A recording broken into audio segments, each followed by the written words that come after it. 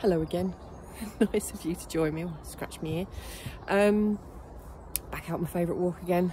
It seems to be a place for getting a lot of inspiration. And if I can just turn you around, there's Nala looking at me like, what are you doing, Mum? What are you doing? What are you sitting there talking to yourself for? But I do that a lot anyway. I'm on a different part of the walk today, and I'm sitting up in almost like a little hide, and it's really quite beautiful, and I'm looking out and fields, trees and everything else. It's just lovely. So I thought again today talking about grief recovery. So recovery, I'm watching Nala chasing a squirrel.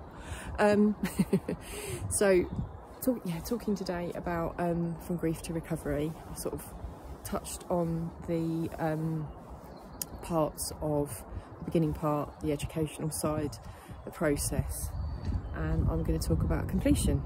We don't use the word closure, we use the word completion, and maybe if I talk about it a bit more you'll understand.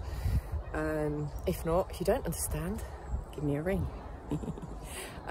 So when I did my completion work, when I did my education, I went through, did my lost history graph. I then picked significant relationships. In fact, I picked, little did I know I'd be picking quite significant relationships. I chose, one of the first ones to do was Vic, my Uncle Vic. I've talked about him a lot. Because he meant that much to me. He saved me. He was the barometer I used for whenever I met someone, a man in my life. They never quite measured up until I met Mike, which those of you who know me know what a lovely man he is. I be careful what you wish for, because you might just get it. I wished for someone like Vic. So Mike is he's absolutely lovely. He's been a huge support to me throughout all of this and taken an awful lot of shit from me.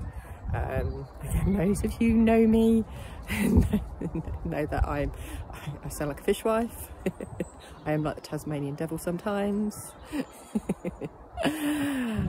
And yeah, so he's very much kind of the ilk of Vic. He's very stable and quite funny. Well, he thinks he's funny. So I'm digressing. So getting back to completion work, so I looked at my lost history graph, picked Vic, picked the relationship with Vic, and I plotted my graph, my relationship graph with Vic. And you do things which are they call them apologies, things you feel like you want to apologise for, forgivenesses, and significant emotional statements. It was quite a long graph. It took me back to a time through my life with Vic, and I kind of relived that, and it was quite a lovely experience. And I managed to complete on a lot of the pain. So one part of the pain, which I will share, is that the day he died, the day before, was Flo's birthday, and I felt really angry that I never got a phone call. It's my personal pain. It's got nothing to do with Vic or anybody else. I was angry because he'd gone and I would never get that phone call again. So that was one of the things. So I apologised to him for that, and I also used the method that I had of forgiveness. And the way that we use forgiveness is very different to going up to, oh, I forgive you. It doesn't work that way. It's very layered, and it needs some work, and this is where the educational side comes in, because people struggle with forgiveness, and also but I completed on that pain, and that pain doesn't run around my head anymore. I'm at peace with it, because I've completed on that part of the pain. The anger is not there, it's gone. What I'm left with is beautiful memories of Vic, grief at a normal, natural way, which is, yeah, this time of year get sad around his birthday. when Flo does something lovely, I get sad. Like now, you think, you know, she talks about him a lot. She didn't know him, but we talk about Grandad Whiskers all the time. And but as I go on through life, there will be more completions to do on Vic, because he will be missing certain stuff and I'll get upset about that. So what I do is I apply that tool again and I complete on that pain. So the grief recovery isn't something you just do once. It's something that you do again and again. It becomes a part of your everyday life, and I use it a lot as part of my toolbox. I use it a lot. I've recently completed on, and you're going to go, what? On Mother Nature.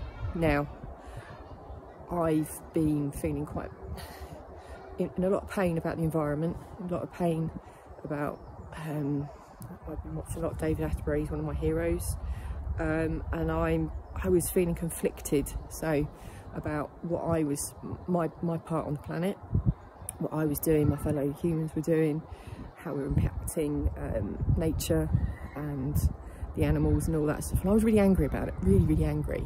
So I used this tool to complete on Mother Nature as well. And it's given me a lot more sense of peace. I feel I know where I am, and actually the difference that I'm making with my carbon footprint and all the things that I'm doing, I'm really mindful of that. It doesn't mean you have to come sort of some eco warrior and go out and live in a tree and all that and sort of extract yourself from society. What it means is you just live mindfully. So that really helped me. I've done other completion work as well, which has really helped my sense of purpose in life. It's cleared the decks of a lot of stuff I've been kind of carrying around. It's like getting 2 big suitcases, loading that with bricks and carrying them around, and that's what I did for years. So yeah, that's another part of the journey that I'm taking for my own grief recovery, and I will continue to use this tool going forward because it's something that works really, really well for me. The trouble is, we can talk about grief recovery method and, you know, skate over what it's done for us, but that's my unique story, because one of the things that they teach you in grief recovery is that we are all unique, and you will never know how anybody else feels. You can only imagine that. You can't know. Someone goes, oh, I know how you feel. They don't, and just as much as I don't know how you feel, all I can say is that it could resonate with me, and you know, you get that feeling of empathy, like, oh shit, they're going through a really crap time, and you can feel the energy coming off them, because I do pick up on that quite a lot. And what you can do is support them and give them a tool and listen, because as a griever, people that suffered loss, there's nothing wrong with you. Your heart is broken, and you know, you don't have to go through all of your life with a broken heart. This tool, alongside other stuff, and I have done a lot of other stuff. I've done counselling, I have done NLP. Go, what's that? Have a look it up. I have done Reiki. Might laugh, but it's worked. It's part of my toolkit. It really helps me. I've done CBT. I've done a variety of other training courses which have helped. I like structure. I like learning, and I kind of get a bit. I get this feeling of feeling stuck if I'm not learning, if I'm not sharing and learning and helping. And this is another reason I'm doing these videos, because I'm a quick typist, but sometimes it's better to actually communicate to people like this.